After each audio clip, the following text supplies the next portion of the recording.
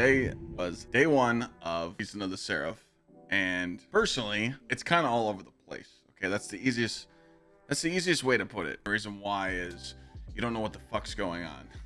Like you're like, what are these Seraph towers? What is this material? What is this intel? Like what am I doing? A lot of people don't know what resonance amp is. People were coming in the chat, they're like, what are these resonance stems? I don't know what they do. Like, dude, we've seen this stuff in Warmind. You know, you get 4 of them, you make a key, and then you look at it.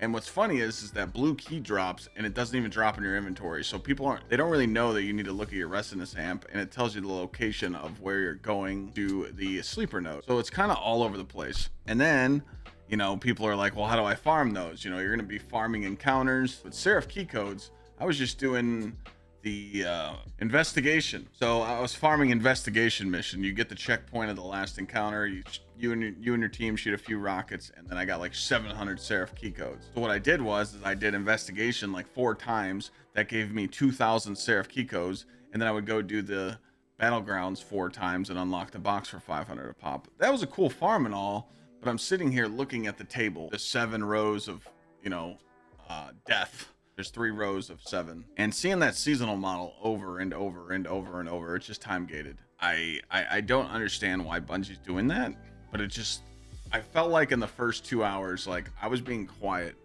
I wasn't looking at chat, and I felt like, oh boy, because 2 hours into the stream, everyone's stating facts in chat. They're like, this shit's whack.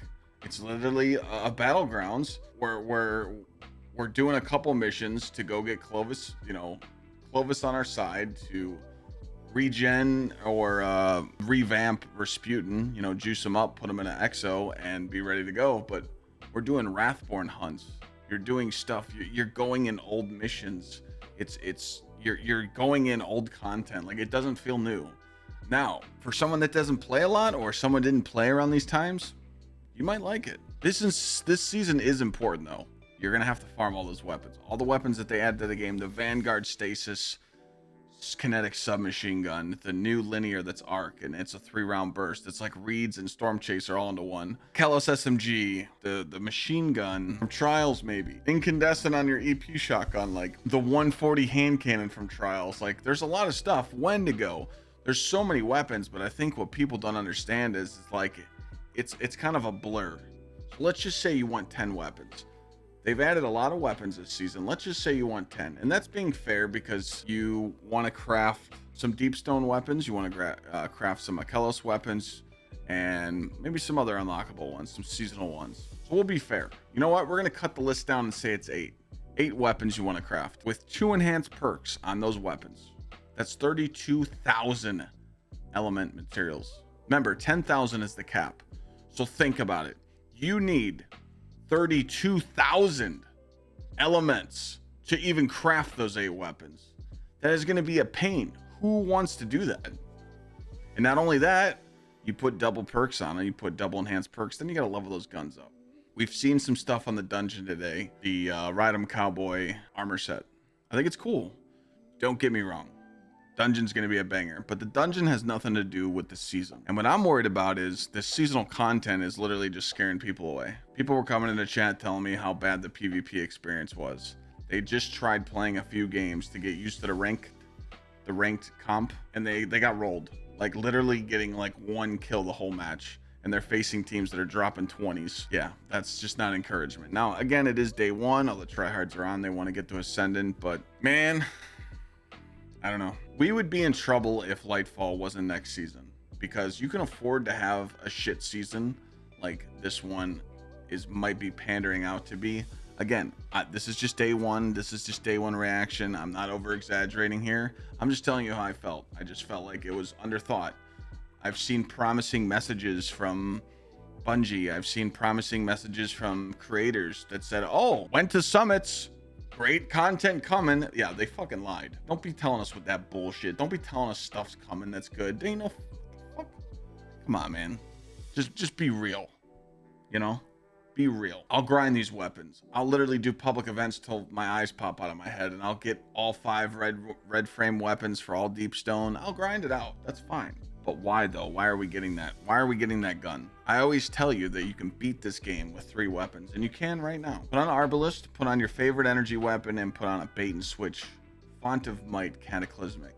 Anything in the game you can destroy. Even match game, because you have Arbalist, and if you're playing a Titan like me, I could just run Synthoceps with Bonk Hammer and run it over. 3 weapons, you can destroy this game.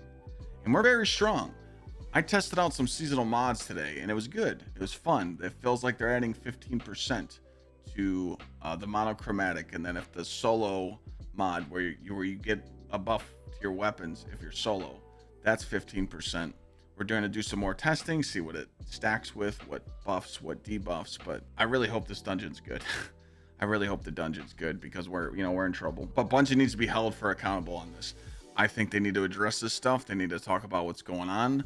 They they need to talk to the community, because this community is very, very sentimental, and they're emotional, and they want to know what the fuck's going on. And I just feel like it's, I don't know. I really hope they're just not the only reason I think they're just banking on Lightfall is because they want us to buy new stuff.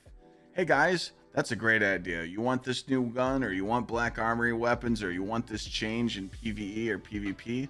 Buy Lightfall. We'll make that change. You know what I'm saying? But what I'm sick of hearing is, this is where the positive starts comes in. What I'm sick of hearing is people are like, "Oh my god, I'm done. I'm done.